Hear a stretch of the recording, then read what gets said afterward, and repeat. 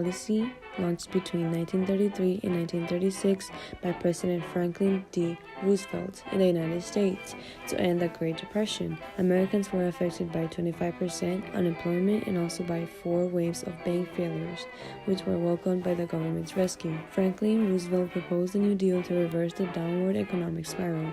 The goal for this series of programs was to bring relief to the community, bring recovery to the country, and reform for those who were hit the hardest. The New Deal affected bankers in many ways, such as bringing their temporary closure, which was an act called the National Bank Holiday Act and held in 1933, setting up federal agencies to regulate banking and finance for the residents, and also giving jobs to unemployed workers, which was a positive effect resulting from the New Deal.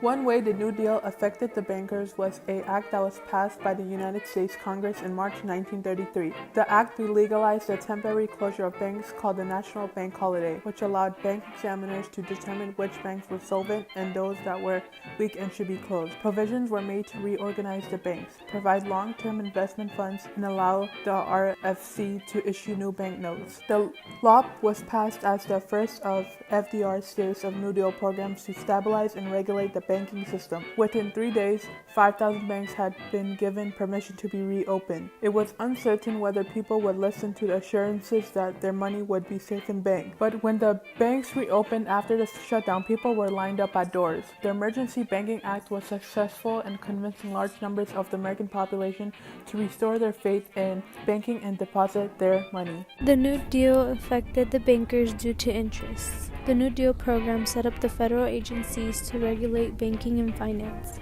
The Securities and Exchange Commission, also known as the SEC, regulated the stock market and enforced laws relating to the sale of stocks and bonds. Also, the Federal Deposit Insurance Corporation, also known as the FDIC, created by the Glass-Steagall Act, ensures savings against loss of a bank if a bank fails. The New Deal also had an effect on workers' rights. The Wager Act and the Fair Labor Standards Act ensure saving against loss. When Roosevelt took office in 1933, he acted swiftly to stabilize the economy and provide jobs and reliefs to those who were suffering. Not only did President Franklin Roosevelt's New Deal policy increase revenue by loans and interest to regulate bank finance, it alongside provided jobs for the unemployed. After the crash, many bankers were out of work and the first ones to be. With the slow outcome of the first New Deal, people were still unemployed and the nation's economy continued to spiral downward. People grew angrier and more desperate to provide for themselves. With this, Roosevelt launched a second New Deal in spring of 1935. This New Deal would be more aggressive and have improved federal programs. One of the programs would be the Works Progress Administration, WPA, and it would launch April of 1935. What this program provided was jobs for the unemployed. Surely, WPA projects steered away from any competition with private companies and only focused on the construction of post offices, bridges, highways, parks, and schools. The WPA included jobs for the more artistic kind who were involved in theater and music. President Roosevelt saw and acted fast on his failed first New Deal to better the economy and provide for his people.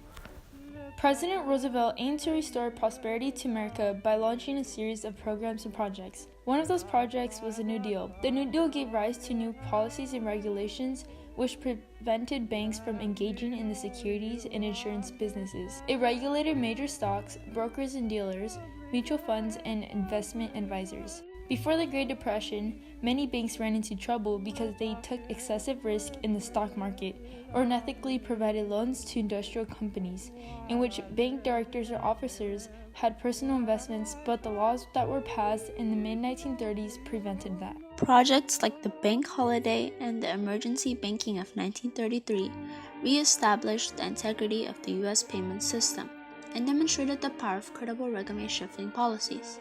Nevertheless, the first New Deal that was passed failed to end the Great Depression. But the second New Deal that Roosevelt launched was more aggressive. It stabilized the economy and provided jobs and relief to those who were in need and suffering by creating federal programs such as the Workers' Progress Administration and the National Labor Relations Act, which was also known as the Wagner Act. In conclusion, Franklin D. Roosevelt's New Deal legislation provided long-term stability to the banking industry.